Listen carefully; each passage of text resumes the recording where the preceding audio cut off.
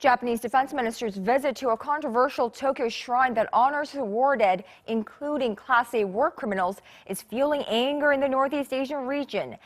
Now, the visit came immediately after her return from Pearl Harbor and the day after a one-year anniversary of the Korea-Japan Agreement on Japan's wartime sexual enslavement of Korean women. Beyond the deplorable is how the Korean government is describing the situation as they called in Tokyo's representatives to Seoul. Kwon Soa has more. Calling it beyond deplorable, Korea's defense and foreign ministries were quick to respond to Japanese Defense Minister Tomomi Inada's visit to the controversial Yasukuni Shrine on Thursday morning. Both ministries released a statement saying the visit to the controversial site by Inada not only honors war criminals, but also beautifies Tokyo's past colonial infliction and aggression. It was the minister's first visit to the shrine since she took office in August, but nonetheless one that added to many other tributes by key Japanese figures to Japan's war dead, including 14 Class A war criminals.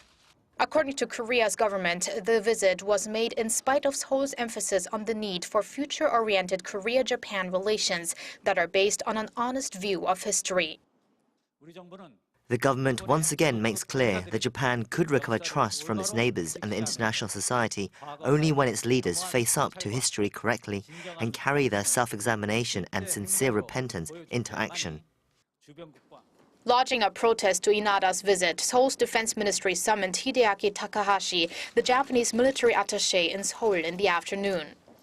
Likewise, the Foreign Ministry's Director General of the Northeast Asia Affairs Bureau, Chung Byung-won, strongly protested against the visit, summoning Kohei Maruyama, a minister at the Japanese embassy in Seoul. China's Foreign Ministry also expressed its deep regret and opposition towards the visit through its spokesperson.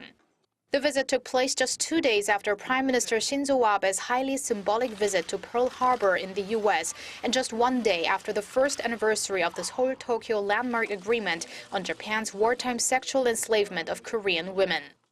The continuous visits by Japanese officials to the controversial shrine only seem to increase doubts on Tokyo's sincerity towards wartime atrocities, including their sincerity towards the bilateral deal on the so-called comfort women issue.